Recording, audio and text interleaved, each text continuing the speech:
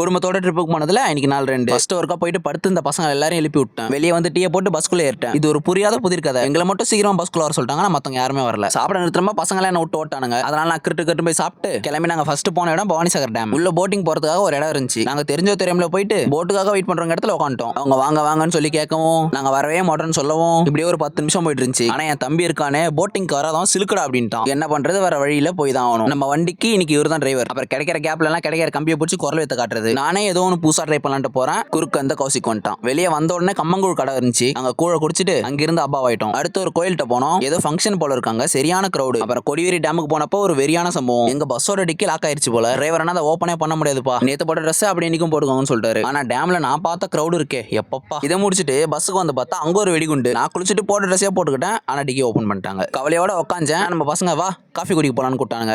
சட்டுன்னு கிளம்பிட்டேன். இவனுங்களுக்கு தனாவட்டு காஃபி எடுத்துட்டு போய் கொடுக்குறோம். பொண்ணு நல்லா வேற பண்ண வர சொல்லுங்கன்றானுங்க. அப்புறம் இன்னொரு கோயிலுக்கு போனோம். ஆனா அங்க போறதுக்கு முன்னாடி பஸ்ல ரியல் மெட்ரிக் ஜெர்சியை மாத்திட்டேன். அப்படியே உட்காந்து பசங்க கூட சில் பண்ணிட்டு அகைன் ரொம்ப நேரம் டிராவலுக்கு அப்புறம் ரெஸ்ட் ரூம் போறதுக்கு நிறுத்தினாங்க. அங்க ஒரு சந்தோஷமான விஷயம் நடந்துச்சு. நம்ம சப்ஸ்கிரைபர் ஒருத்தர் வந்திருந்தாரு. அவர் கூட ஒரு போட்டோ எடுத்து சேலம் முருகர்கள் போயிட்டு பார்த்துட்டு நீங்க நாள முடிச்சுக்கிட்டேன். தொடர்பு இருக்கவும்.